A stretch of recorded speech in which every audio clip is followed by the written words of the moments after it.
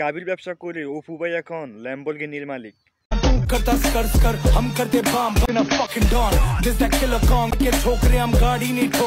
তিন কোটি টাকা দিয়ে ল্যাম্বরগিনি গাড়ি কিনলো, কেমনে কিনলা ভাই? তেমন কিছু না গাইস, মুটু কিডনি বেচে ল্যাম্বরগিনি নিলাম, এই আর কি ঘটনা। গাইস, অপু ভাই লোক লজ্জার বয়ে কিডনি বলছে, আসলে সে মুটুর দুধ বিক্রি কইরা গাড়ি কিনছে। না মানি, সে যদি তার কিডনি বিক্রি কইরা গাড়ি কিনতো তাহলে তো এতক্ষণে সে মরে যাইতো।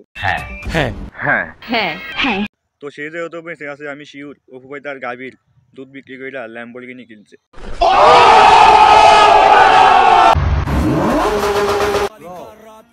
সাউন্ডটা একটু বেশি, তাই না?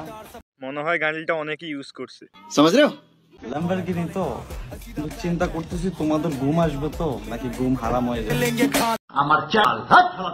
তোর গাড়ি দেখা পোলাপানের ঘুম হারাম হইব না, এটা আমি 100% শিওর দিয়ে বলতে পারি। কিন্তু তুই যে গাভী দেখাইতেছস ওইটা দেখে পোলাপান বাথরুমে না যাইয়া পারবো না। নিঃসন্দেহে তুই ঠিক কথা বলেছিস। তেমন কিছু না গাইস, দু চাকার উপরে বিশেষ নাই তো, তাই 4 চাকা নিয়ে নিলাম ল্যাম্বরগিনি।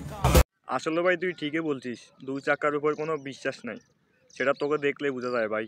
তুই যখন দেশে ছিলি, একা ছিলি, তখন তুই ল্যাম্বরগিনি চোখেই দেখলি না, কিন্তু এখন 4 চাক্কা মানে গাভীর ব্যবসা কইরা ল্যাম্বরগিনি কিনে ফেললি।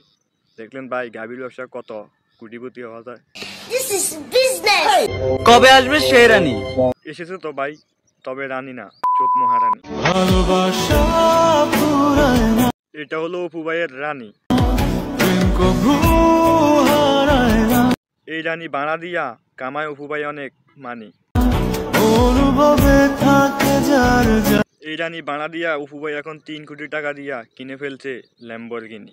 3 কোটি টাকা দিয়ে ব্র্যান্ড নিউ কার নিয়ে নিলাম, আর তোমরা এখনো বইসা আসছো। জীবনে কি করলাম ভাই, আর যদি গাভীর ব্যবসা করতাম তাহলে আমিও ল্যাম্বরগিনি কিনতে পারতাম। নিঃসন্দেহে তুই ঠিক কথা বলেছিস। জানাবেন আমার 3 কোটি টাকার ব্র্যান্ড নিউ কার কেমন হয়েছে। জ্বলবেন না, জ্বলা নিষেধ। পোলাপান জ্বলা নিষেধ। অপু ভাইয়ের ল্যাম্বরগিনি কিনা দেখে জ্বলিস না, অপু ভাইয়ের মতো গাভীর ব্যবসা কর। মানে গাভীর দুধ বিক্রি করে অপু ভাই এখন ল্যাম্বরগিনি কিনে ফেলছে। তো তোরাও চেষ্টা কর, দুবাই যা এইরকম একটা গাভী ফটাইয়া গাভীর দুধ বিক্রি কইরা ল্যাম্বরগিনি কিনতে পারবি।